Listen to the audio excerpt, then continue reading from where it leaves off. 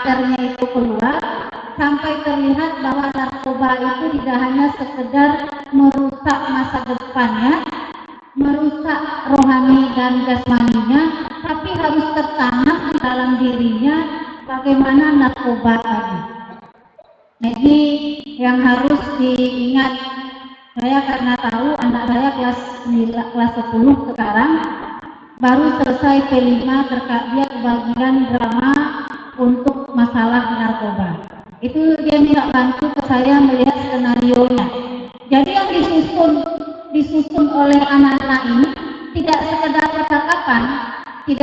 percakapan masalah dia buat dramanya, tapi makna yang ada di percakapan, bagaimana penyelesaian, apa yang didapat oleh teman-temannya yang menonton. Dan itu dia konsultasinya dengan guru BK yang ada di sekolahnya. Nah, semakin menjelaskan Mbak adik-adik, Bapak Ibu, BK itu perannya seperti apa di sekolah. Jangan dicari-cari di kurikulum Merdeka, di mana sih bagian BK-nya, jangan dicari-cari. Dia ada, walaupun BK sekarang ini belum keluar, tapi memang sedang proses penyusunan.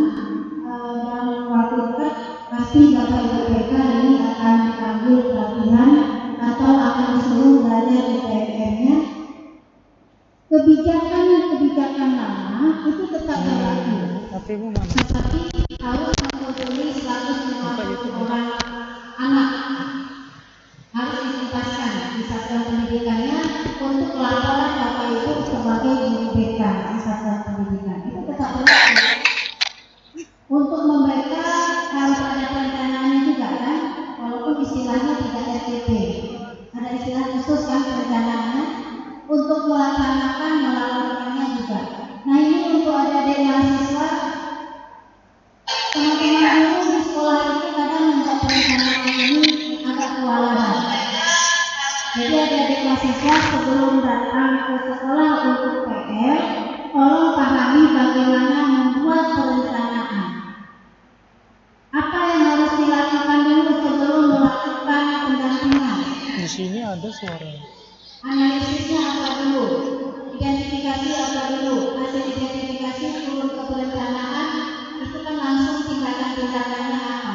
Nah, nanti guru BK ini, ada DPR ini pasti ditanya ini di sekolah, karena guru BK ini kan tamat S1-nya sudah 15 tahun yang lalu, sudah 10 tahun yang lalu. Jadi begitu datang mahasiswa-mahasiswa PR yang ilmunya diharapkan matang, jadi akan jadi tempat bertanya. Jadi jangan lari dari guru-guru bertanya, karena mahasiswa PR datang ke satuan pendidikan itu adalah sumber harapannya guru-guru di sekolah untuk menerima ilmu. Itu Bapak Ibu. Ini kami dari Balai Guru Penggerak, karena kemarin juga ada ditanya oleh teman-teman guru BK, kapan kami diberikan pelatihan terkait BK-BK-an kami ini. Kalau pelatihan khusus KBK-an, ilmunya tentu yang paham adalah teman-teman BK yang di universitas. Makanya ini Universitas UIN mendatangkan narasumber ahlinya terkait dengan KBK-an. Kami nanti akan, jika pun kami akan membantu guru-guru BK secara daring, itu akan lebih kepada pemahaman konten-konten mana saja peran guru BK itu berada. Seperti yang saya sampaikan tadi, di pembelajarannya yang sekarang sudah berdiferensiasi, kemudian di penilaiannya yang sudah melakukan berdasarkan deskripsi, tidak lagi angka. Sekarang tidak ada lagi KKN, Bapak Ibu dosen, tidak ada lagi KKN, yang ada itu PP, capaian pembelajaran. Jadi ketuntasan anak untuk di dalam satuan pembelajaran itu tidak lagi dihitung dengan 75, 85, tidak lagi seperti itu, tetapi pada capaian pembelajarannya. Capaian pembelajaran itu ada fasenya. Fase A itu kelas 1, kelas 2 SD, fase B, kelas 3, kelas 4, fase C. Jadi di kelas SD, yang SD ada 3 fase. Nanti di SMP ada 1 fase, SMA dan fase lagi. Nah, yang akan dilihat fase capaian Di dalam JP ada 10 capaian. Itu akan dinilai anak. Apakah 10 capaian itu sudah terpenuhi atau tidak? Adapun dilaporkan dulu dengan angka, tapi angka itu hanya menilai capaian. Dari 100% capaian yang ada baru terpenuhi 45 nilainya baru 45. Berarti ada sekitar 55 lagi capaian itu belum tuntas. Makanya anak saya kemarin menerima rapor PH, dia heran patokannya KKN-nya mana? Kok nggak ada ditulis lagi 75 85. Jadi dia hanya mendapat 85, 75, 65. Itu kemana? Arahannya penilaian nilai tuntas kemana? Ini pesan untuk guru-guru, sebelum membagikan rapor, jelaskan dulu ke murid-muridnya. Biar murid-muridnya itu bisa membaca rapornya. Karena murid-murid sekarang itu pintar, dia melihat dari KKN. Sekarang KKN-nya sudah ada, tiba-tiba keluar angka 85, 75, 90. Dia bingung apa dia sudah mencapai KKN atau belum. Nah itu memanah kepala guru berat yang paham terkait dengan kurikulum merdeka bisa menjelaskan. Tapi bagaimana mama-mama yang lain, papa-papa yang lain, ketika anaknya bertanya, ini untuk menilai dia sudah tuntas itu dari mana? Nah ini yang perlu disampaikan. Ternyata kalau berbicara itu lupa waktu Bapak Ibu. Saya mau izin tapi boleh jika ada tanya jawab.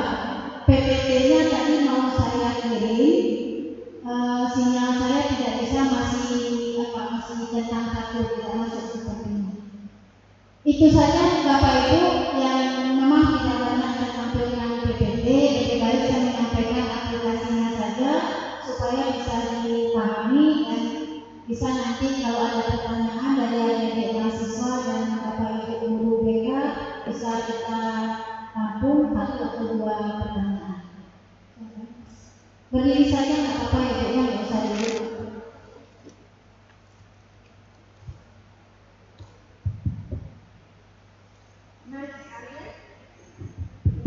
Menarik sekali. Apakah yang sebenarnya sangat singkat?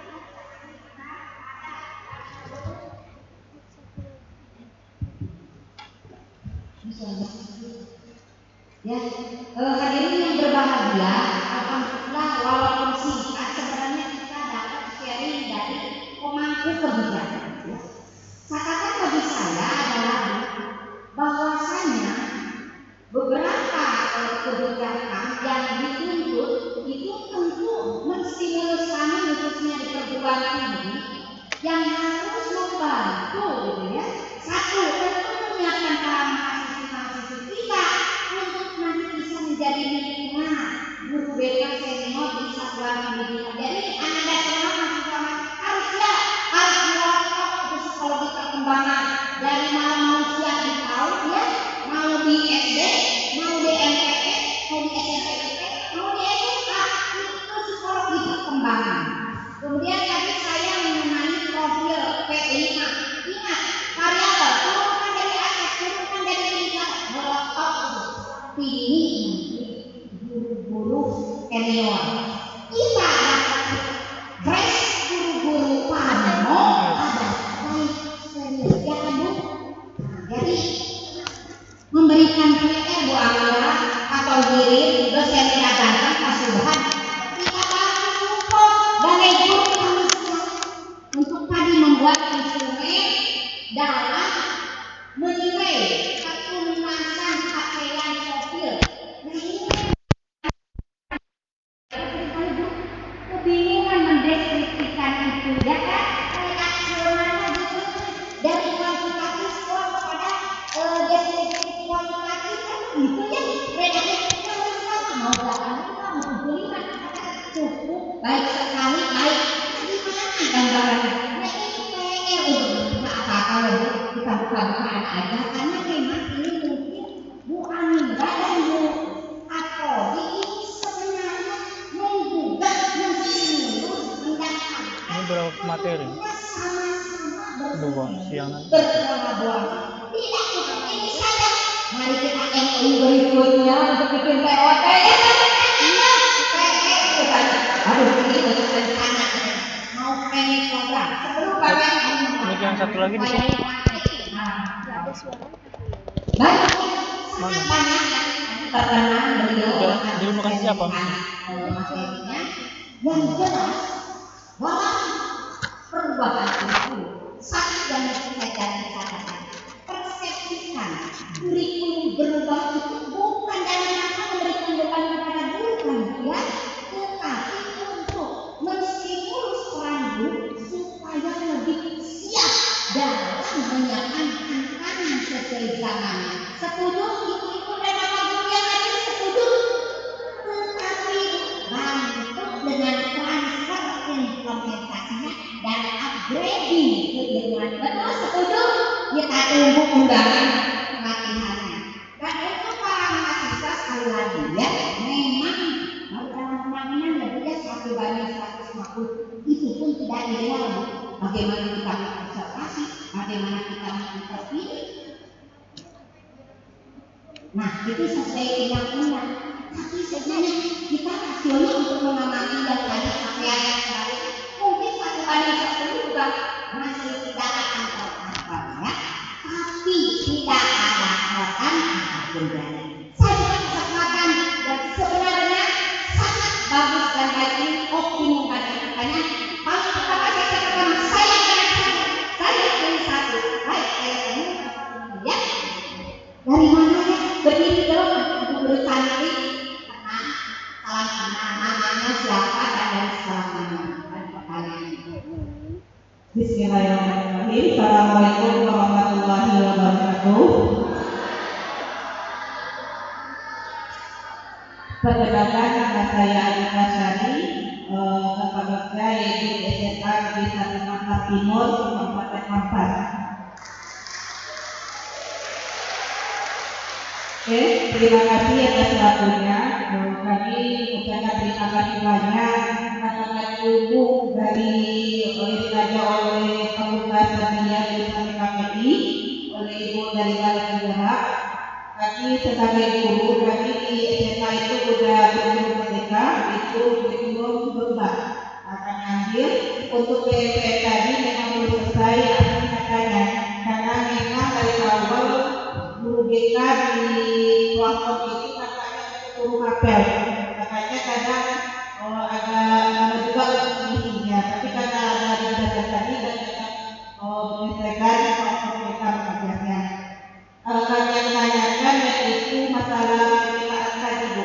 Bagaimana apakah awal kami memetakan siswa ini gunanya apa? Apakah kami bekerjasama dengan guru mapelnya atau memang kami saat mau naik ke kelas 11 karena kan sekarang ada jurusan lagi di kelas 10 untuk kelas 11 pun tidak ada jurusan hanya mata pelajaran apa yang ada sukai mungkin indikatornya apa saja dan kami juga sekali lagi terima kasih karena di sekolah kami tidak mendapatkan apa sih peran BK di guru merdeka ini karena kalau ada pelatihan hanya guru mapel guru BK tidak ada.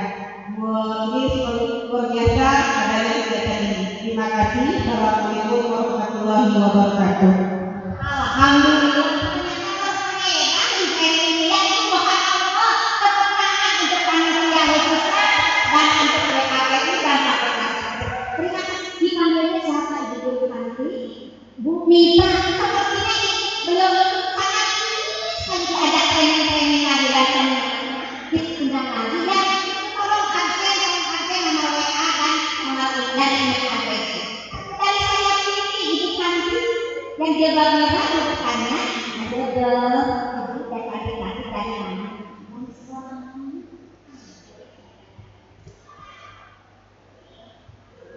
Biasanya nurut kepada murid. Atau boleh jawab dulu ya? Oh mau dijawab dulu? Ya, ini kasus lupa ya. Pertama kenapa tadi saya minta guru-guru BK yang ada di satuan pendidikan juga menuntaskan topik-topik yang ada di PMN karena kaitannya ke dalam proses pembelajaran di dalam kelas. Ingat tadi kan pembelajaran berdifferensiasi. Bagaimana nanti Bapak Ibu membantu guru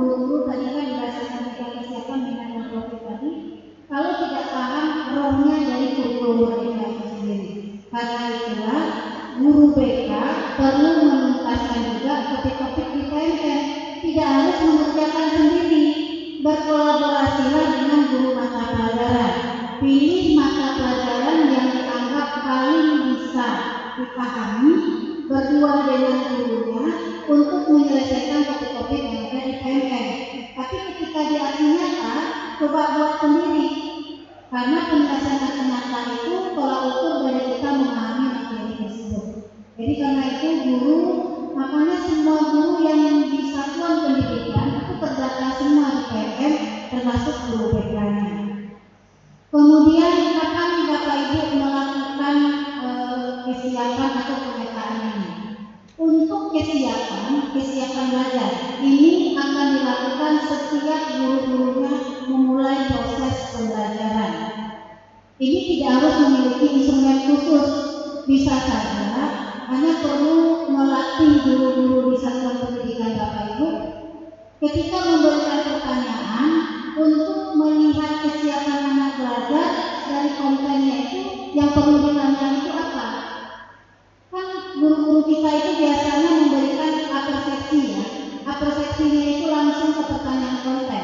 Sudah jelas memetakan kesiapan anak langsung pula ke konten, dia semakin tidak tahu anak ini harus seperti apa. Nah, teknik-teknik untuk memetakan kesiapan itu yang perlu diajarkan, dan itu sebaiknya dilakukan setiap guru memasuki topik-topik pembelajaran baru. Jadi latihkan tekniknya itu bagaimana. Kalau untuk minat, nah ini saya tidak tahu. Murid itu minatnya berubah atau stabil. Ini guru BK yang tahu. Apakah minat olahraga itu mulai dari dia mengisi pertama sampai dia tamat di satuan pendidikan itu, apakah minatnya stabil? Berubah. Nah, itu yang tahu kan guru BK. Secara berkala seperti apa mengukur minatnya ini? Apakah per semester, apakah per tahun, atau per triwulan, supaya guru-guru di mata pelajaran bisa mengetahui minat anak-anaknya ini di dalam hal apa. Kalau tahu minat, guru merancang proses pembelajaran bisa berdasarkan minatnya. Nah, itu yang tahu kan guru BK. Rentang waktu kestabilan minat itu seperti apa? Profil, salah satunya gaya belajar, itu stabil atau berubah juga? Berubah. Nah, berarti kan harus ada pemetaan lagi. Memang tidak seperti kesiapan. Kalau kesiapan kan setiap topik. Tapi kalau minat dan profil itu silakan guru BK memberi saran kepada guru kelas itu berwaktu atau berkala. Karena hasil dari hasil pemetaan itulah yang akan diturunkan nanti konten berdasarkan minatkah, konten berdasarkan profil, konten berdasarkan kesiapan. Karena pembelajaran diferensiasi itu ada tiga: pembelajaran konten, pembelajaran proses, dan pembelajaran berdasarkan program. Silakan guru di dalam kelas apakah konten saja pakaiannya, atau dia konten prosesnya juga, atau tiga-tiganya juga jalan. Nah, ini tergantung dari keinginan gurunya, bukan keinginan ya, tergantung dari hasil pemetaan di awal. Kalau gurunya memetakan kesiapan pembelajaran, ya itu akan larinya akan bisa masuk tiga-tiganya nanti ke konten, proses, dan konten. Tapi lebih kentalnya ke konten. Jadi guru BK kalau baca adik-adik mahasiswa, pembelajaran berdiferensiasinya harus matang. Karena dari sana saya bisa memberikan saran. Terima kasih Bunda Leslie, mudah-mudahan cukup jelas, tapi sebenarnya tidak jelas. Tapi kalau boleh saya resumkan, ini karena merespon pertanyaan dari Bunda untuk satuan pendidikan SMA, di mana outputnya itu kan akan perguruan tinggi. Jadi mungkin analisis terutama kepada peminatan dan kesiapan. Karena walaupun berminat ingin masuk ke teknik, tapi kesiapan kompetensinya tidak muncul. Dan kedua, bagaimana sebagai guru BK jangan kemudian bisa pemahamannya di dalam kelompok majelis guru. Kadang-kadang ada persepsi mata kuliah eksak merasa lebih penting atau guru IPS. Jadi itu menjadi majelis. Bagaimana kita proaktif kepada guru-guru mata pelajaran untuk menawarkan apa yang dan dikelompokkan. Jadi mungkin catatan kepada Bu Sekdur, nanti kalau kita mau menerjunkan dosen mahasiswa untuk KPR, kita fasilitasikan ya, mungkin untuk diterjunkan ke satuan pendidikan PAUD, kita sebarkan saja atau satuan SMA atau satuan pendidikan SMP. Kira-kira demikian tidak? Nanti untuk mahasiswa PPL disiapkan sesuai dengan peruntukannya, karena di setiap jenjang itu kan berbeda kebutuhan. Kalau untuk di SMK, kenapa kita itu di kurikulum ini tadi tidak terlalu menyinggung bagaimana dia nanti itu perguruan tingginya, karena memang kurikulum mereka itu mengajak anak lebih menggali konten di saat mereka belajar. Jadi di SMA itu lebih disiapkan sehingga nanti ketika mereka tamat, mereka itu sudah bisa memilih mereka itu sudah bisa mau jurusan apakah, mau jurusan apakah, nanti kedokteran kah, psikolog kah, atau apakah, itu nanti disiapkan di jenjang pendidikan. Jadi kalau ada perubahan, dulu ketika di K13 di SMP, itu kan sebelum masuk SMP itu guru SMP kan sudah boleh rekor anaknya ini jurusan mana. Tapi di kurikulum mereka tidak diberikan lagi, karena kurikulum mereka membuka peluang yang lebih luas kepada anak untuk mempelajari konten-konten mata pelajaran yang ada di jenjang mereka masing-masing. Yang disiapkan sekarang, bagaimana diferensiasi pembelajaran itu masuk dan konten-konten tadi bisa dikuasai dengan baik. Nah, masalah penjurusan nanti ketika sudah masuk ke perguruan tinggi, itu tanggung jawabnya guru-guru di satuan pendidikan menyiapkan pemilihan sesuai dengan kesiapannya. Inilah agak sedikit pergeseran. Itu yang adik-adik PR, ilmu ini yang nanti tolong ditularkan kepada guru-guru di satuan pendidikannya. Terima kasih Bu Resti, dan polisi yang terupdate dari Mas Menteri juga harus diingat, karena nanti masih perguruan tinggi tidak ada uji kompetensi mata pelajaran. Ini yang tren sekarang ya. Makanya betul-betul para mahasiswa sempat membantu para guru yang senior untuk berkontribusi di dalam memberikan deskripsi kualitatif, karena konten penilaian itu yang menjadi acuan apakah mereka masih jalur SNMPTN, jangan seperti itu kan Bu? Baik, tidak itu pada saat SNMPTN berapa? Lydia? Anda bisa dulu Bu Suci? Halo, Ibu Dede diberi sama Bu Dede sampai berapa? Sudah? Oh ya, satu lagi boleh? Ada lagi? Cukup? Ayo satu lagi.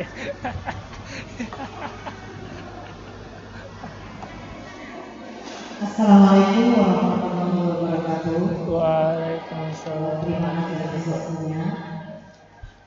Masih. Kami dari SMP 9 Kemarin, Guru BK.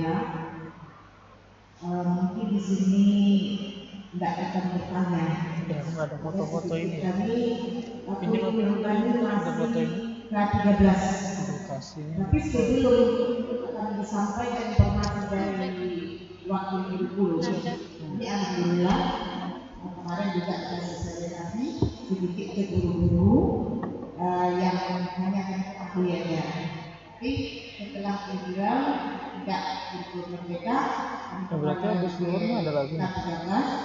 Mungkin kami perlu banyak belajar dan acaranya mana? Mungkin dibanyak berbaginya. Assalamualaikum warahmatullahi wabarakatuh. Waalaikumsalam warahmatullahi wabarakatuh. Ini Bu Emriati. Saya sih katakan mahasiswa itu. Silakan Bu.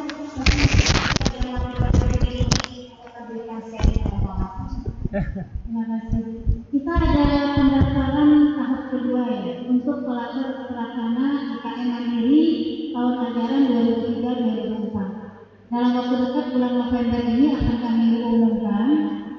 Mungkin Bapak Ibu guru bisa ada dosen yang ada di siswa mahasiswa nanti juga bisa ikuti Instagram dan Facebooknya Balai Guru Penggerak, karena informasi terkait dengan pembukaan untuk pendaftaran sekolah yang pelaksana IKM itu akan kami buka lagi di bulan November. Nah, kalaupun sekarang belum menerapkan kurikulum 2013, itu tidak apa-apa, sudah mulai menerapkan salah satu bagian-bagian dari kurikulum kita. Kalau disiapkan yang belum punya akun belajar ID. Nah, ini akun belajar ID itu jika guru-gurunya belum punya, kalau bisa tersedia itu sudah mulai sekarang diajukan untuk memiliki akun belajar ID, karena untuk pendaftarannya itu akses ke pelatihan mandirinya itu menggunakan akun belajar ID. Dan mungkin nanti kami dari Balai Guru Penggerak memang tidak ada terpikir sama sekali oleh saya ini Bapak Ibu dosen untuk mengadakan webinar kurikulum merdeka khusus untuk guru BK. Nah, jadi mungkin nanti kita perlu berkolaborasi. Kami akan mengadakan webinar, karena memang webinar kami di Balai Guru Penggerak itu terjadwal setiap hari Kamis minimal dan 2 minggu. Yang sekarang ini Kamis ini kita ini terkait dengan kurikulum operasional sekolahnya. Nanti akan kita cari juga narasumber dari pusat, akan kami disambungkan dengan narasumber dari universitas di sini, dan kita akan buat webinar ini kita streaming di YouTube, dan biasanya peminatnya ini sampai di Zoom kita itu kalau kita webinar full sampai 500-an, kemudian sambung lagi di YouTube ini juga full teman-teman yang ikut, teman-teman guru yang ikut. Nanti kita adakan khusus webinar kurikulum merdeka untuk guru-guru BK. Jadi bisa diikuti nanti. Terima kasih sudah menginspirasi kami juga ini di Balai Guru Penggerak. Suti tolong ingatkan dia. Ibu kepalanya aku lupa Bapak Ibu. Ini ibu kepalanya masih muda, jadi tentu sangat menerima feedback ya, dan aspirasi dari kita semua. Tepuk tangan, kita doakan semoga beliau semakin semangat, semakin produktif, semakin inovatif. Terima kasih Bunda Rasi, sebenarnya masih rindu karena kita ada waktu. Para hadirin peserta workshop yang berbahagia dan luar biasa ini, berikan aplaus untuk narasumber kita. Apa yang kita narasumber? Mana? Yang untuk narasumber di mana? Ayo kita bikin ya.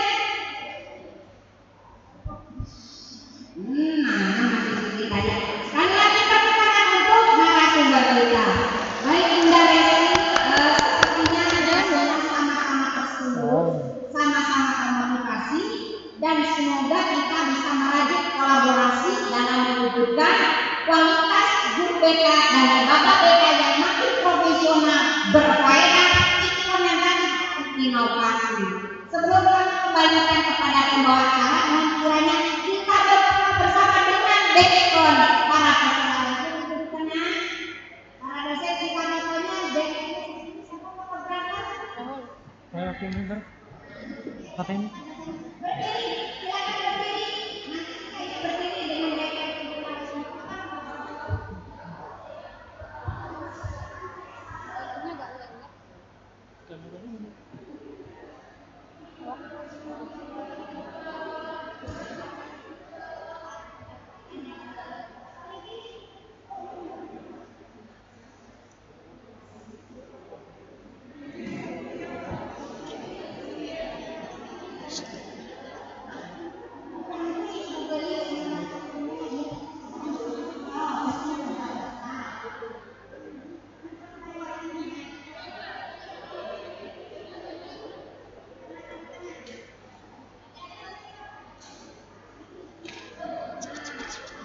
Publikasi.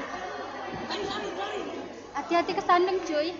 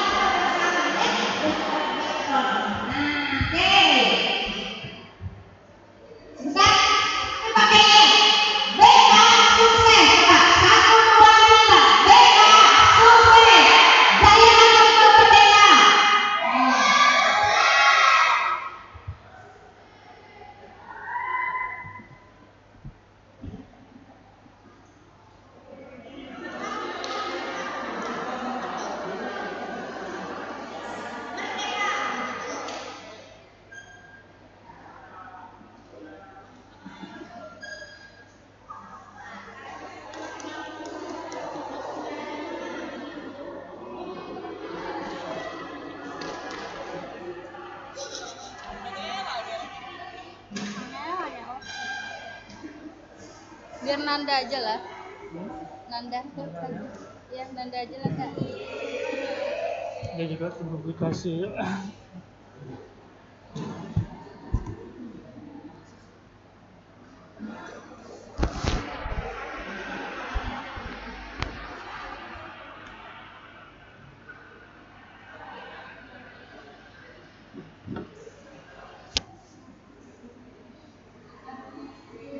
Habis ini baru tuh pemateri terakhir. Duduk dulu nggak sih di rundownnya? Ada rundownnya di bikin workshop. Apa? Setengah 11. Iya, setengah 11, jam 10 lewat 10 selingan nyanyi sama snack. Snack udah dibagi. Rahul, tolong Rahul.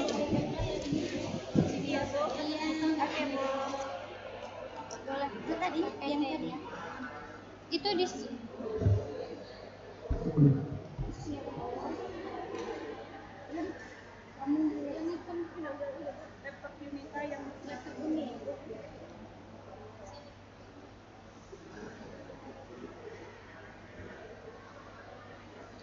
selanjutnya ke Ibu Uci lagi. Iya, apalagi Baik Bapak Ibu yang berbahagia, selanjutnya kita akan memasuki sesi narasumber yang kedua. Dengan ini kami sambut moderator kita yang luar biasa, Ibu Nike Wahyuni MPSI.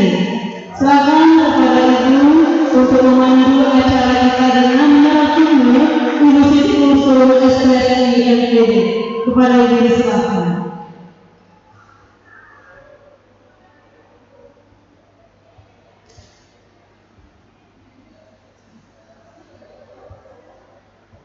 Bismillahirrahmanirrahim. Assalamualaikum warahmatullahi wabarakatuh.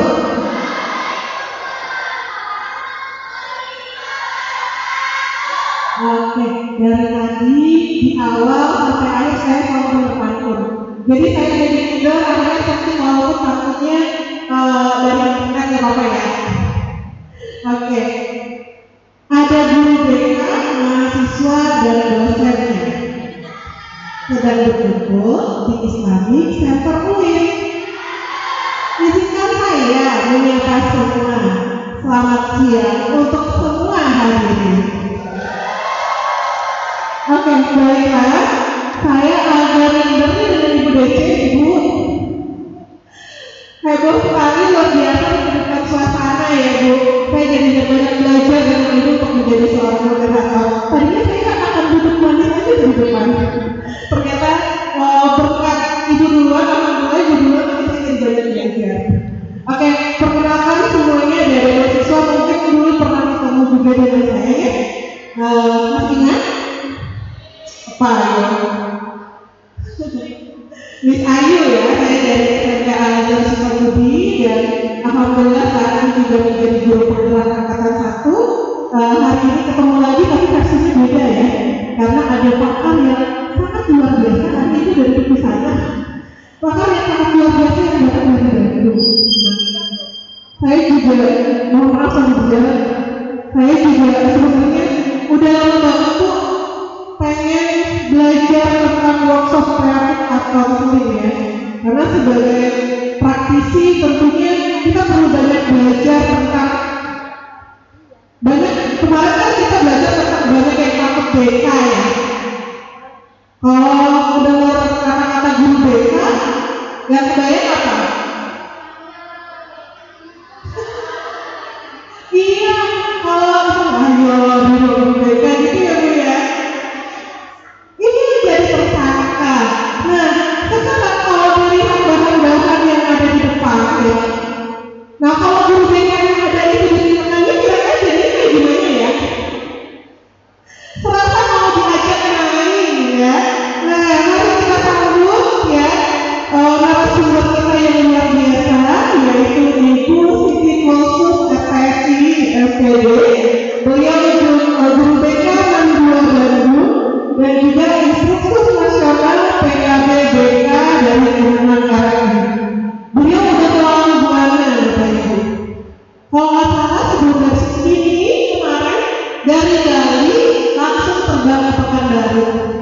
Ya, jadi sangat luar biasa dan saya yakin guru BK yang ada kan rugi sekali ya ikut acara ini. Jadi mari tepuk tangan untuk kita semua.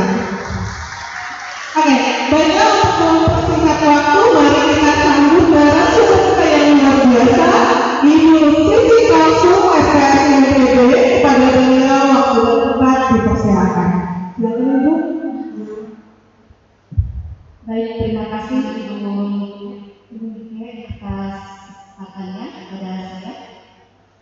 Karena ini adalah hari pertama dan tadi saya sudah mempersiapkan pantun. Namun mohon maaf jika tidak sesuai dengan kaidah-kaidah yang seharusnya semestinya. Kota Panang sangat indah tertata.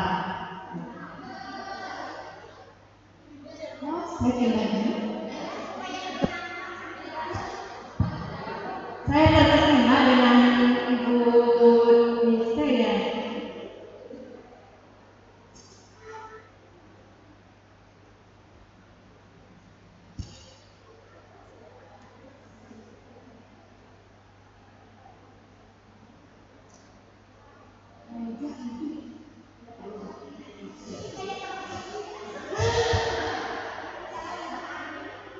Pantunnya tadi terpotong, maka saya lanjutkan lagi ya, mudah-mudahan tidak menjadi basi.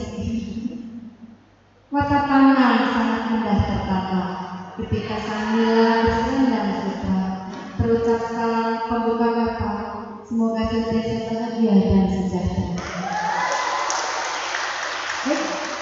Assalamualaikum warahmatullahi wabarakatuh.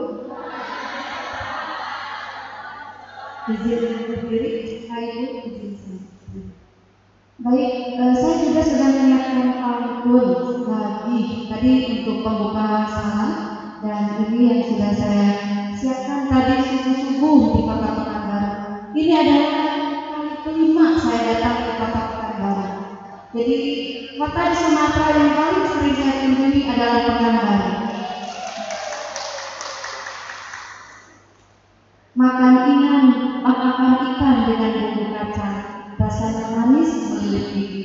Datang bukan hanya sekedar datang dengan niat untuk kita berbagi. Izinkan satu lagi, saya menyiapkan pun ngadilkan diri bawa kemudi, jalan rumah dari kacang tanah. Selamat pagi negeri lancang kuning, negeri damai tanah bertuah. Baik, karena Anda satu hati. Bapak Ibu sekalian, mohon maaf atas segala kekurangannya sebelumnya jika saya kurang begitu prima mungkin dari suara, karena sudah 1 minggu saya di Pulau Dewata dan lanjut terbang ke Pekanbaru karena cinta. Untuk bertemu dengan Bapak Ibu guru BK dan adik-adik mahasiswa sekalian yang sangat saya sayangi dan saya banggakan. Insya Allah kita menjadi pejuang untuk BK dari Kementerian Agama untuk Indonesia. Lanjut, baik. Semoga di bulan Oktober ini membawa keberuntungan, menjadikannya hari-hari bahagia, memberikan keberkahan dan selalu memberkahi dalam kehidupan. Amin ya rabbal alamin.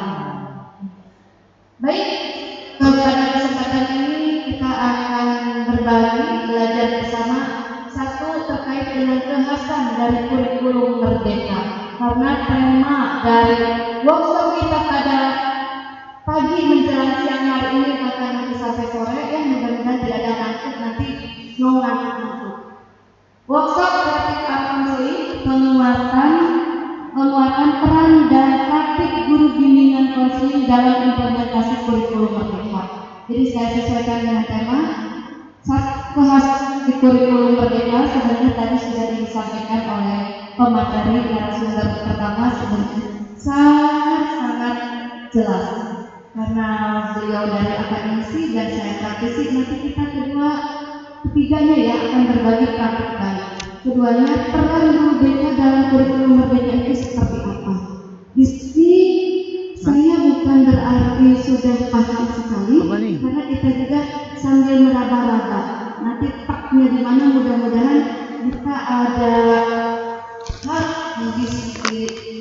dapatkan kita laksanakan. Jika ada yang kurang sesuai, mohon sama-sama disesuaikan. Lanjut. Apa kemasan dari kurikulum merdeka? Ini nanti saya linknya Bapak Ibu bisa membaca sendiri, dan tadi dari materi pertama sudah disampaikan secara umum tentang dan saya itu ini ya. Kurikulum merdeka merupakan orientasi pada pengembangan karakter dan kompetensi melalui pendidikan dan pemberian adanya profil pada rasa Baterainya habis ya. Baterai habis. ini bantuan implementasi pendidikan dan proses itu ada Bentar dulu. nanti dibagi ya. Nanti dibagi linknya atau PDF-nya langsung, saya bagi PDF-nya langsung. Di sini sudah cenderung praktis, tidak hanya teoritis. Seperti ini. Bagian ini dari filosofisnya dengan strategi dan strategi kerjasama keluarga dan mitra yang sesuai dengan kurikulum.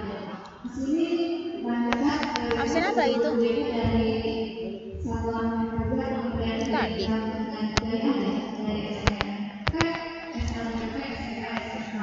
Saya sendiri dari madrasah belum melaksanakan kurikulum merdeka untuk kelas 12, kelas 10 sudah belum begitu banyak mendapatkan. Jadi kita lebih mencari dan menerapkan, karena kita harus memahami juga, ya. Karena nanti pasti kurikulum merdeka akan diterapkan. Ya, prinsip dasar pelayanan BK dalam melaksanakan BK dengan capaian terwujudnya profil belajar berkelanjutan. Bagaimana mencapai perkembangan optimal dan membangun inklusivitas. BK adalah bimbingan untuk semuanya, bimbingan untuk seluruhnya, bukan hanya untuk siswa-siswa tertentu atau peserta didik tertentu. Semua berhak mendapat pelayanan bimbingan dan edukasi. Bagaimana dengan ada di sini Bapak Ibu bimbingan yang jam ke kelas?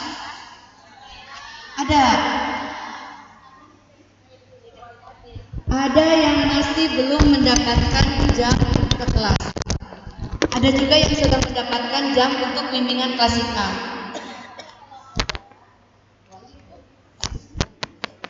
Bagaimana Bu strateginya Bu? Bismillahirrahmanirrahim. Assalamualaikum warahmatullahi wabarakatuh. Waalaikumsalam. Baiklah, kalau di sekolah kami memang tidak diberikan jam khusus untuk masuk ke kelas.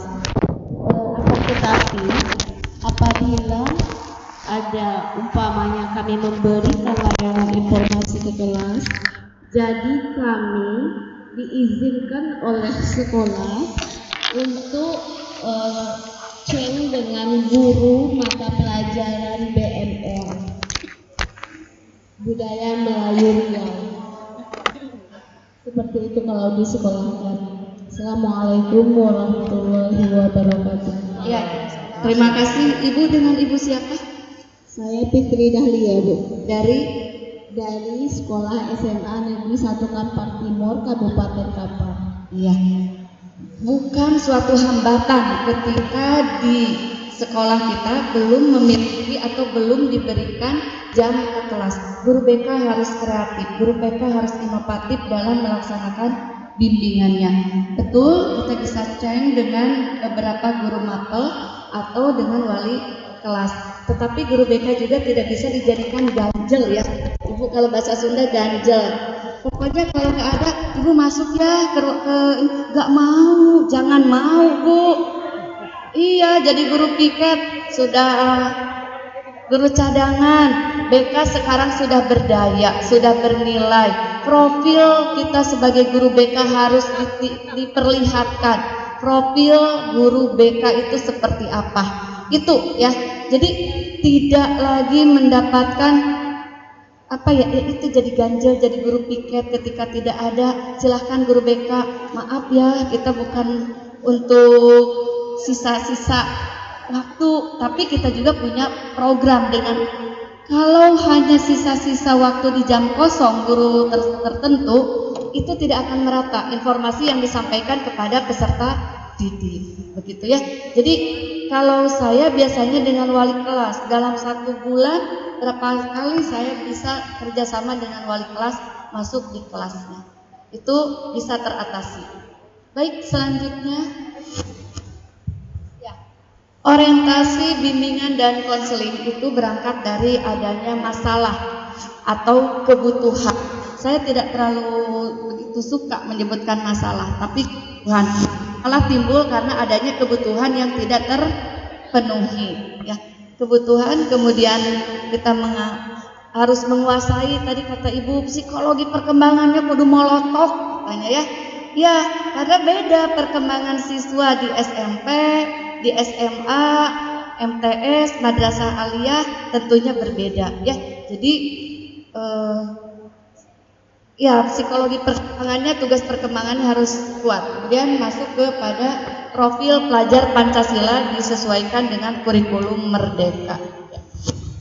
Nah, ini kegiatan layanan BK di sekolah. Saya pikir bagi adik-adik juga, apalagi ya adik-adik mahasiswa S1 sedang belajar, kegiatan layanan BK di sekolah itu seperti apa? Kalau Bapak Ibu di sini guru BK sudah terbiasa dilakukan setiap hari. Sebenarnya dengan berbagai macam layanan yang harus dilaksanakan, tidak ada istilah BK kurang kerjaan, BK nganggur, itu nggak ada. Ya, betul ya, masih ada nggak persepsi demikian? Masih nggak ada ya Bu ya, nanti kita buktikan BK tidak nganggur. Dan kegiatannya layanan dasar dengan baik langsung maupun menggunakan media. Kemudian perencanaan individual, layanan responsif, dukungan sistem. Baru ada anak yang individual, mau kita buatkan kalau konseling individual RPL-nya disiapkan terlebih dahulu atau belakangan? Menyusul ya. Baru mau menulis sudah datang lagi, sudah masuk lagi jam untuk bimbingan klasikal. Sampai sore itu kita nggak nganggur. Belum ini itu.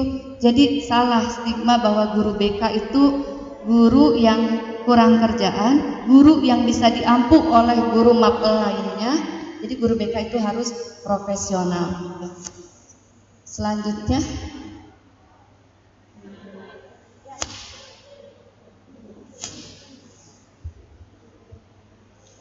ini strategi layanan BK, bagaimana layanan BK dilaksanakan, diimplementasikan di satuan pendidikan. Ini saya sudah sedikit kaitkan dengan kurikulum Merdeka, walaupun secara pribadi saya di kelas 12 belum menerapkan kurikulum Merdeka, tapi kelas 10 sudah. Jadi sambil meraba-raba, tadi istilahnya seperti itu ya. Nah, baik strateginya melalui bimbingan kelompok, bimbingan klasikal, bimbingan kelas besar, sehingga menjadi project based learning atau problem based learning yang disesuaikan dengan tema, topik, kolaborasi antar mata pelajaran. Tadi sudah disinggung oleh Ibu. Ada yang terbayang nggak dari apa yang disampaikan oleh Ibu Reski ya? Ibu Reski, bagaimana implementasi atau praktik baiknya dari proyek pembelajaran? Kira-kira BK bisa menjadi bagian dari proyek pembelajaran kurikulum Merdeka? Bisa. Gimana Bu? Saya pingin dengar. Ya, silakan Ibu sebutkan nama dan dari mana. Bisa nggak BK menjadi bagian dari proyek pembelajaran? Nanti yang bilang bisa saya tanya ya, Bu Siti tanya tuh. Terima kasih atas waktunya. Untuk proyek profil Pancasila, BK sebenarnya bisa peran BK itu penting sebenarnya, karena kita kan ada beberapa tema yang akan diberikan kepada anak, dan dari tema itu nantinya adalah produknya gimana. Tapi kami kemarin waktu di sekolah penyusunan P5 ini, guru BK itu belum dilibatkan. karena memang mungkin pemahaman yang belum tahu, karena memang dikhususkan hanya untuk kelas 10 yang kurikulum merdeka sama guru mapelnya. Karena kami dari P5 itu hanya 3 tema yang kami ambil, yaitu suara demokrasi, bela negara, kewirausahaan, 3 itu. Tapi BK belum dilibatkan. Tapi karena tadi udah disampaikan sama dari Resti tadi, kami sudah paham karena memang BK perlu juga dilibatkan dalam proyek profil Pancasila tersebut. Baik, terima kasih. Dengan Ibu siapa tadi? Oh, Mita. Baik, terima kasih Bu Mita. Dari sayap kiri ada yang sudah pengalaman atau sudah merancang-rancang BK terlibat dalam proyek pembelajaran. Ada Bapak Ibu? Atau nanti tadi adik-adik ada yang terbayang? Adik-adik mahasiswi? Baik, kita lanjut ya. Sambil menunggu terkoneksi kembali ke layar.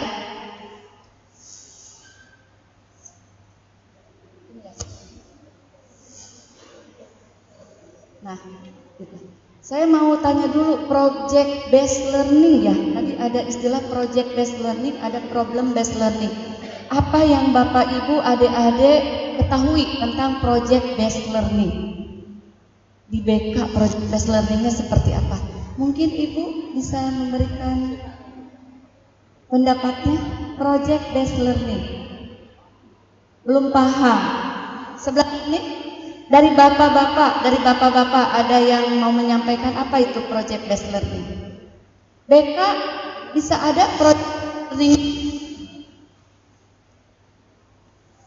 BK bisa ada nggak project based learning apa yang bisa BK hasilkan?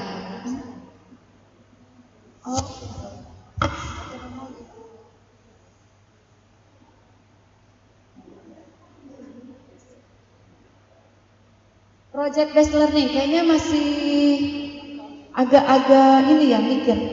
Ada yang mau menyampaikan dari Mas Adek mungkin? Paham? Oke, kalau belum kita sama-sama ini ya. Ya, jelas ya. Proses pembelajaran project based learning merupakan pendekatan pengajaran yang dibangun di atas kegiatan pembelajaran dan tugas nyata. Saya tidak merahin ya. Tugas nyata yang memberikan tantangan bagi peserta didik yang terkait dengan kehidupan sehari-hari untuk dipecahkan secara berkelompok. Jadi berkaitan dengan kehidupan nyata. Ya, ini adalah struktur kurikulum dari kurikulum Merdeka Belajar, pembelajaran intrakurikuler, proyek penguatan profil Pancasila. Nah ini tema-tema proyek tadi Ibu Mita menyampaikan di sekolahnya 3 tema ya Bu ya, demokrasi, kewirausahaan dan apa tadi? Kenapa? Bangun jiwa dan raganya. Ini tema-tema proyek penguatan profil Pancasila, pelajar Pancasila. Nah ini kita masuk. Jika guru mapel hasilnya nilai, kalau guru BK hasilnya apa ya? Ini yang ditanyakan ya. Ibu, kalau guru mapel itu hasilnya nilai, kalau guru BK apa ya? Kenapa? Boleh menggunakan mikrofon? Perubahan sikap. Lantas apa bedanya dengan guru akidah akhlak atau guru PAI? Bismillahirrahmanirrahim. Sebutkan nama dan asal. Duduk aja lah ya Bu ya. Nama Emliati dari SMP 9 Pekanbaru. Tadi pertanyaannya bedanya mapel dengan guru BK. Ya, jika guru mapel itu hasil akhir itu nilai. Kalau guru BK Kalau menurut saya itu perubahan sikap emosional itu ada 3 pemikiran, perasaan dan tingkah laku. Itu pasti ada perubahan pada guru yang mampu sebagai guru BK terhadap anak-anaknya yang akan dikonseling. Mungkin itu dulu saja. Assalamualaikum warahmatullahi wabarakatuh. baik, terima kasih Ibu Emliati. Ada tambahan dari yang lain? Kira-kira guru BK hasil akhirnya apa? Boleh Ibu sebutkan namanya. Terima kasih atas waktunya. Saya Wilna Rianti SPD dari SMP 2 Kota Kampar Hulu. Menurut saya, kalau guru BK itu hasil akhirnya adalah pembentukan karakter peserta didik. Karena kalau di sekolah saya itu guru BK tidak masuk kelas, tidak pernah ada jam masuk kelas. Seperti kata Ibu tadi, kalau ada guru kosong baru kita disuruh masuk. Dan itu pun menggantikan guru yang tidak hadir, melanjutkan materi. Karena di sekolah kami memang gurunya kurang. Cuma saya kalau menghadapi anak, kebanyakan waktu kegiatan Esra bersama anak ikut serta. Kemudian jam istirahat, kalau jam istirahat ruang BK itu memang penuh sambil makan, menikmati bontot dari masing-masing. Disitulah kami kadang-kadang anak itu bercerita, kita mendengarkan, kadang tanpa sadar mereka bercerita apa masalahnya. Disitulah saya bisa melakukan kegiatan BK kepada anak. Mungkin itu saja, melalui kegiatan itu saya merasa dekat dengan anak. Tapi masalahnya yang sering saya hadapi itu malah guru mapel, guru BK mengajarkan kita, mengajar anak untuk melawan kepada guru. Sebab ada Bu begini, Bu, kenapa waktu anak masuk kan kita berkeliaran di sekolah. Ada anak yang keluar, Nak, kenapa kamu keluar? Ini Bu, ibu tuh setiap masuk mencatat halaman ini sampai ini. Kalau enggak tugas nomor ini sampai ini. Bosan lah Bu. Sudah jelas anak itu anaknya kinestetik. Jadi kalau kita beri saran sama guru mata pelajaran nanti anak ini kinestetik, sebaiknya begini-begini. Karena kita guru BK bukan kepala sekolah, kita anggap guru BK mengajar anak untuk melawan sama guru. Itu yang paling banyak saya hadapi di sekolah itu. Ya, menghadapi guru mapel yang mungkin belum memahami seperti apa tugas guru BK. Demikian Bu, terima kasih. Assalamualaikum warahmatullahi wabarakatuh. Iya, terima kasih Ibu. Itu sepertinya problem dari Sabang sampai Merauke ya, dari Pulau W sampai Pulau Roke. Seperti itu. Saya kemarin bertemu dengan guru-guru dari Maluku, Maluku Utara, Papua, NTT, Bali. Kalau dengan guru di Jawa, Sumatera, Kalimantan sudah biasa. Saya pikir permasalahannya beda di sana. Ternyata sama saja. Ada keseragaman permasalahan. Guru BK ini paling dicintai dan selalu menimbulkan kecemburuan. Dicintai oleh siswa, siswinya menimbulkan kecemburuan dari rekan sejawat. Dulu saya merasa terdolimi sendiri ya, kok begini. Tapi ternyata ya ini sebangsa dan setanah air merasakan pengalaman yang sama. Jika saya kalah dengan cibiran-cibiran dari guru mapel, mungkin saat ini saya tidak bisa bertemu dengan Bapak Ibu guru sekalian. 5 tahun yang lalu itu badainya kencang. Guru BK apa sih? Dia hanya guru BK. Ketika itu dia hanya guru BK. Ketika siswa datang ke kita lebih dekat ke kita, karena betul guru BK itu harus berada di posisi siswa, bukan berarti melawan juga rekan sejawat. Bagaimana tata tertib kalau guru BK masih dipaksakan untuk menghukum? Oh no ya. Jadi bagaimana memberikan pemahaman bersama kepada siswa supaya tidak sampai melanggar tata tertib tersebut. Kalau Ibu terbiasa dinyinyirin oleh rekan sejawat, artinya Ibu sudah sukses menjadi guru BK. Itu saja Bu. Jadi semakin ditekan nanti kalau balon ditekan dalam kolam itu ketika dilepas akan muncul Bu. Jadi ya boleh. Tuh jadi terpancing ya. Terima kasih. Ini mungkin pengalaman saya untuk berbagi dengan kawan-kawan semuanya guru BK. 4 tahun yang lalu ada seorang anak pindah ke sekolah kami, itu korban bullying. Dia takut berjumpa dengan orang, hanya sembunyi di kamar. Kebetulan karena kakeknya teman saya dari dulu, sesama profesi guru, dia minta tolong masuk ke SMP kami. Sampai saya beberapa hari datang ke rumahnya, pintu tidak dibuka, dan saya mendampingi dia belajar sendiri tanpa guru mata lain itu selama 1 tahun. Sampai ke rumahnya dijemput, nanti diantar, dan alhamdulillah orang tuanya, keluarganya memang mendukung. Dan disitulah kunci keberhasilannya. Hampir 4 bulan kami belajar hanya di ruang BK untuk semua mata pelajaran karena ada bukunya, apanya di situ saya membimbing. Melalui pendekatan keagamaan juga. Datang kawannya ke ruang BK aja, Bu, kenapa orang tua nengok saya? Dia takut. Sampai ke WC pun saya temani, dan sekitar 4 bulan guru mapel protes semua. Kenapa cuma di ruang BK? Kenapa masih diterima anak ini? Yang ngasih nilai mapel kami. Kenapa hanya berjumpa dengan guru BK? Dan waktu itu kepala sekolahnya pun juga sudah mau mundur, tapi saya sangat berharap kita berusaha, Bu, bagaimanapun anak ini berpotensi. Sampai 1 tahun belajar ruang BK, akhirnya saya damping di kelas, duduk di samping dia, dan memberi kepada kawannya secara beransur-ansur. Saya izinkan anak-anak melihat dari jendela dulu, masuk ruangan, belajar bersama. Saya minta izin kepala sekolah, kawan-kawannya satu kelas, agar boleh belajar di ruang BK bersama. Dan sampai 1 tahun itu terjadi. Setelah anak ini berhasil bisa berkumpul dengan kawan-kawannya di kelas, akhirnya dia terpilih mewakili SMP kami kecamatan untuk ikut lomba tari di tingkat kabupaten Kampang. Disitulah baru guru lain, inilah guru BK. Sebelumnya saya memang dimusuhi. Mungkin memang, Bu, kita guru BK kesabaran nomor 1. Memang diuji kita. Itu mungkin sedikit. Cuma sekarang, Bu, di SMP 3 Kota Kampang dulu saya sudah pindah tugas. Ada beberapa anak broken home yang saya hadapi sekarang, yang sudah membuat guru semuanya minta dikeluarkan. Cuma saya pertimbangannya keluarganya, ayahnya sudah menikah, ibunya juga sudah menikah. Dia memang tidak dapat kasih sayang.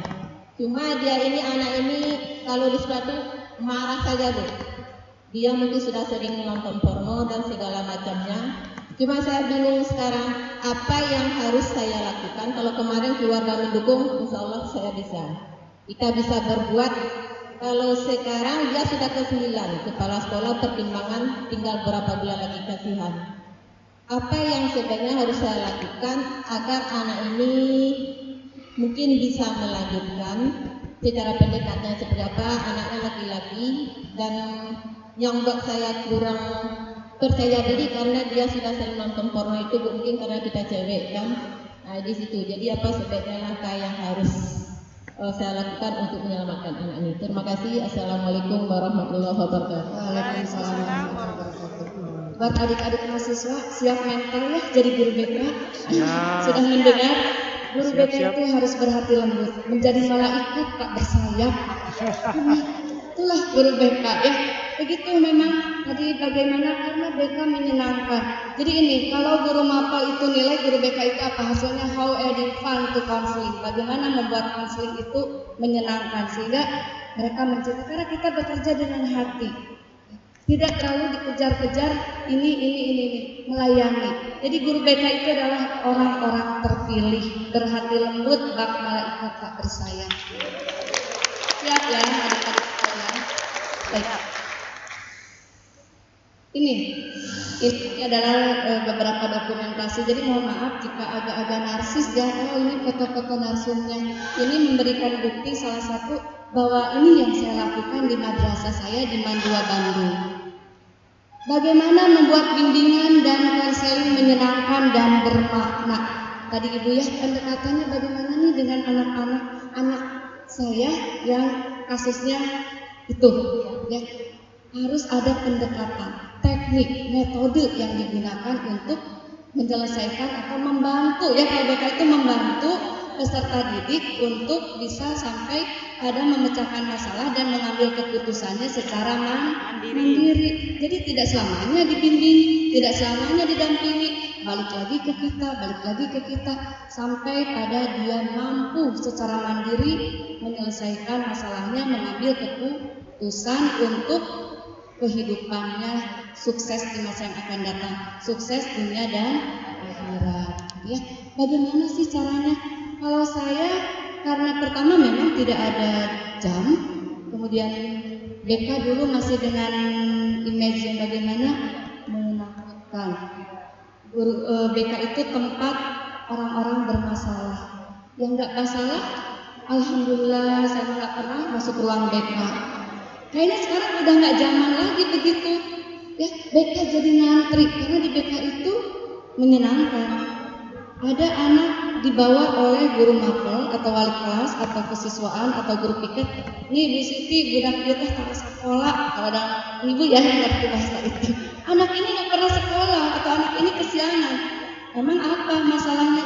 Dia nggak pernah sekolah, dia kesiangan. Saya pikir itu bukan masalah. Masalahnya bukan itu. Bagi dia itu bukan masalah. Bagi ibu masalah, bagi sekolah masalah. Kita cari motifnya apa. Itu masalah. Ya, kadang-kala kita menghadapi anak dengan 1000 bahasa ditutup, dikunci. Kamu kenapa? Kalau kita caranya seperti itu, teknik strategi seperti itu, bungkam 1000 kata. Ya. Atau dalam bimbingan kasika, biasanya teknik metode apa yang ibu bapak lakukan? Ceramah again, ceramah balik, bolak-balik ceramah. Atau nayangin video lah, udah mulai agak ada tambahan ya, ada variatif. Ceramah lagi ngantuk gitu kan. Ketika konseling, wawancara lagi, iya teori-teori pendekatannya apa, tapi ketika di lapangan blank itu semua. Balik lagi ke setelan awal, menasehati, wawancara. Nah ini anak bisa ada 10 anak yang datang. Ibu, nanti saya setelah lulus kemana ya bagusnya? Bapak nyuruh saya nikah, mama nyuruh saya kerja, tapi saya ingin kuliah.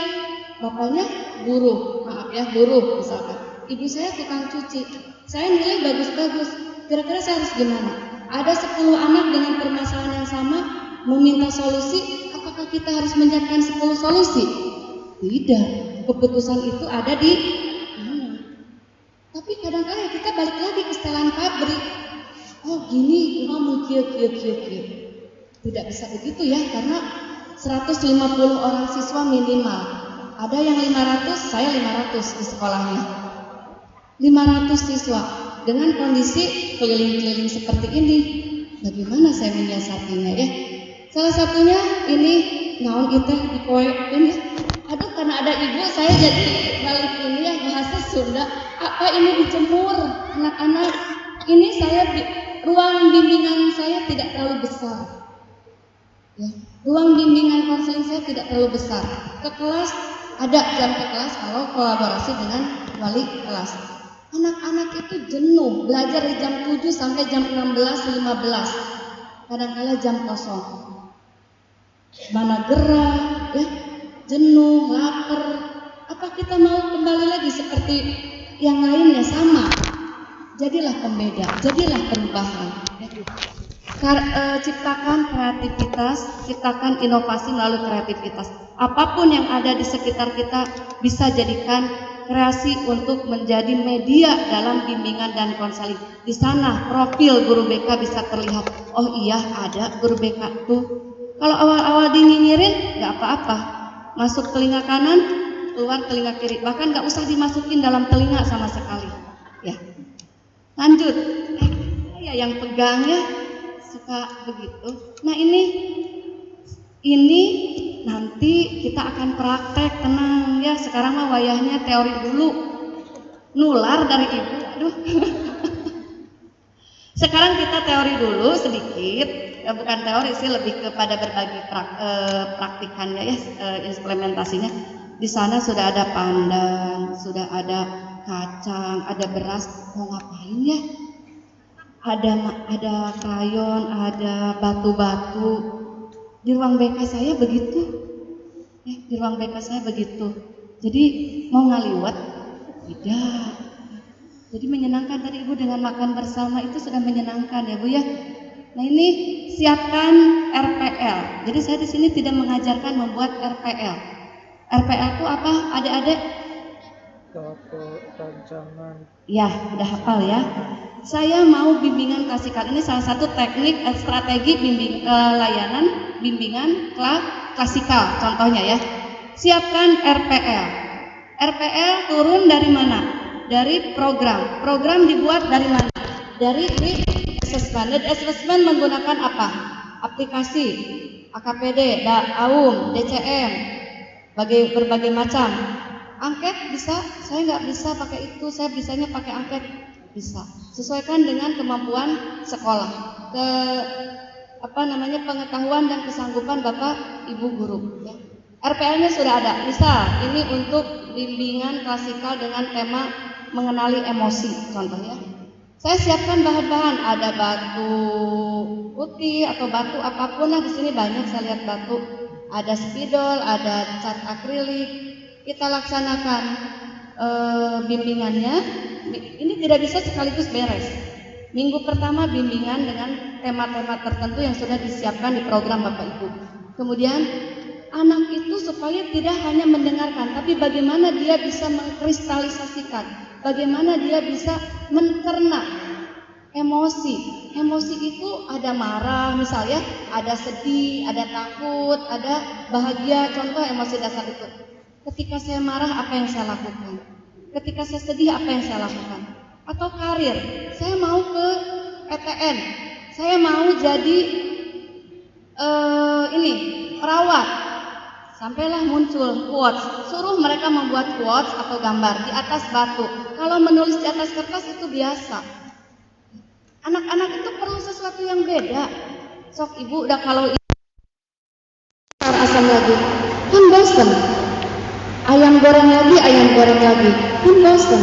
Berilah variasi pada anak-anak, libatkan mereka. Tingkat SMP, SMA itu sudah lama sekali tidak main warna. Apalagi kemarin di pandemi COVID-19, mereka dunianya hitam putih, terputus dengan alam, terputus dengan teman-temannya. Ini sebelum masuk ke pembelajaran secara luring, netralisasi dulu anak-anaknya. Banyakkah masalah? Saya langsung banyak ya, tidak nanya ada. Banyakkah masalah yang ibu dapatkan setelah mereka kembali ke sekolah? Saya yakin banyak, karena saya juga sudah tanya-tanya dari Sabang sampai Merauke, guru-guru banyak ya. Mereka yang terputus komunikasi dengan temannya, asik belajar luring, ketika datang ke sekolah, teman-teman teh kenapa mainnya HP terus? Di sini juga banyak yang main HP terus, kan gitu ya.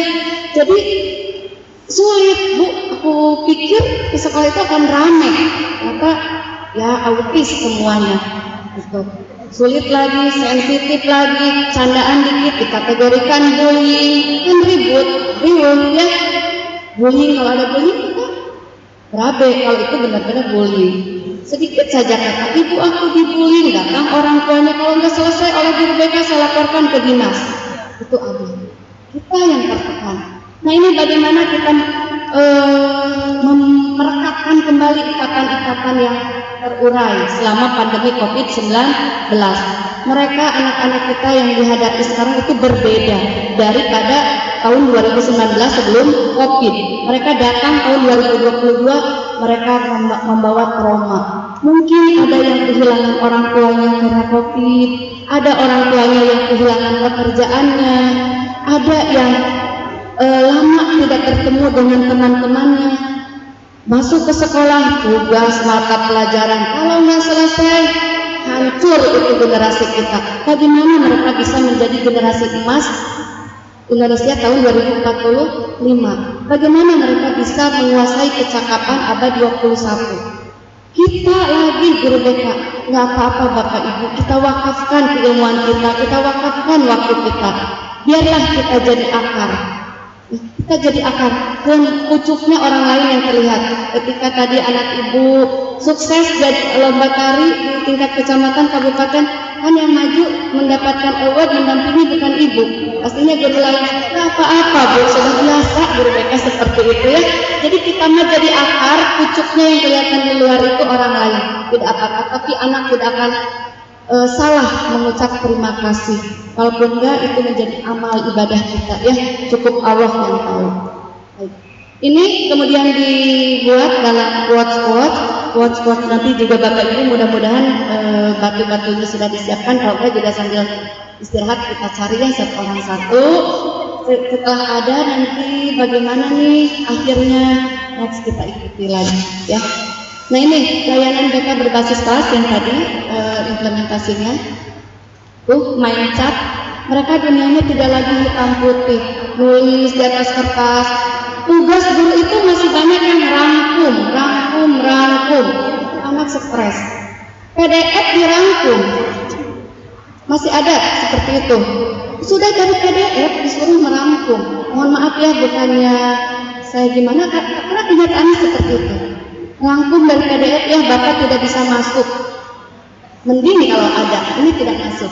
Ini kita bagaimana mengerjakannya?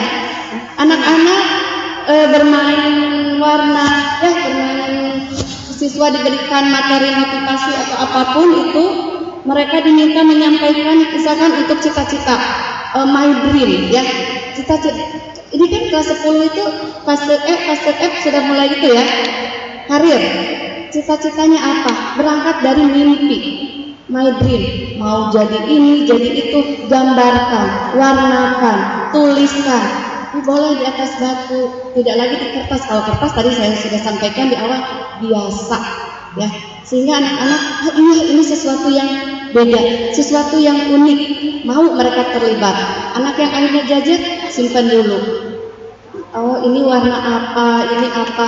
Kapan terakhir main warna? Waktu SMP, waktu SD, sekarang enggak, mainnya itu terus. Alihkan sebentar mereka dari benda yang bernama smartphone. Walaupun itu sudah jadi jiwa raganya, tapi kita juga punya kewajiban untuk membatasi.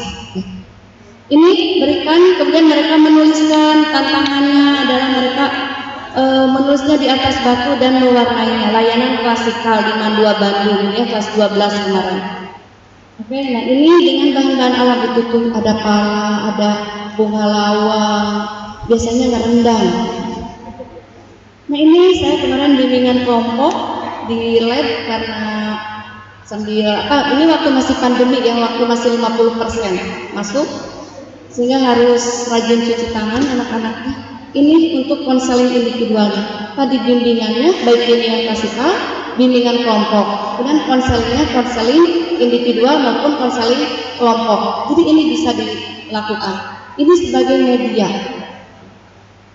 Ini kalau kita melaksanakan secara daring.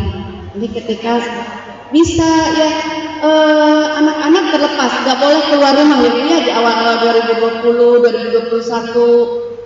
Tapi mereka tetap harus terkoneksi dengan alam. Kalau keluar nggak boleh, coba carikan apapun yang ada di dapur emakmu, di dapur ibumu, bawa ke depan Zoom dengan ibu. Kita buat permainan-permainan yang mengkonseli, yang membimbing. Nah ini saya di dapur saya, jadi bimbingannya dari dapur langsung live-nya ya. Dan ini anak-anak ke WhatsApp. Jadi project, ya, pembelajaran. Oke. Ini artisnya. Nah ini hasil-hasilnya. Ya, ini mereka menggambarkan cita-cita. Ada yang mau ke Jepang, ada yang mau jadi tenaga keperawatan, merawat pasien aja aku bisa, apalagi merawat keluarga kita. Itu artinya dia ingin jadi perawat. Apa maknanya dari batu ini dengan menulis ini? Artinya dia paham ketika jadi perawat dia harus meninggalkan keluarga, sip malam harus siap, sip pagi harus siap. Aku pergi demi NKRI, aku pulang demi kamu. Itu ada. Mau jadi apa? Mau jadi tentara. Jadi kayak tebak-tebakan. Jadi gini, buatkan caption, quotes yang biarkan mereka alay dengan dunianya. Jangan dibatasi, ya. Aku ingin selalu hidup berdampingan denganmu seperti halnya rel. Dia ingin jadi petugas rel kereta, petugas KAI.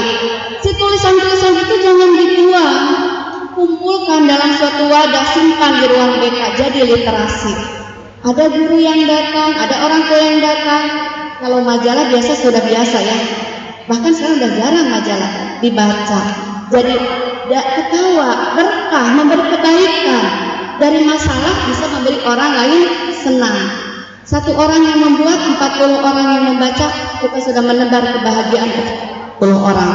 Di ruangan saya sudah banyak batu-batu dan akan dibuatkan dream wall. Tiap dinding impian, mimpi-mimpi anak-anak. Ini bimbingan belajar, bimbingan sosial, bimbingan pribadi, bimbingan karir. Sosial, pribadi, belajar, karir. Kalau masalah pribadi, masalah belajar, bagaimana mereka mengungkapkan permasalahannya. Sejarah itu urusan masa lalu, yang harus ditetap itu masa depan. Dia nggak suka dengan sejarah. Ada ini, rumus fisika tidak sesuai rumus kehidupan. Oh, dia sukanya pelajaran fisika. Jadi dibuat senang. Ibu juga sudah senyum-senyum sekarang ya. Pernah ada yang membuat seperti ini bimbingannya. Jadi kita tidak ceramah saja, ceramahlah barang 30 menit, selanjutnya anak yang libatkan. Iya, batu arena curcol. Kan menulis di atas batu itu tidak hilang.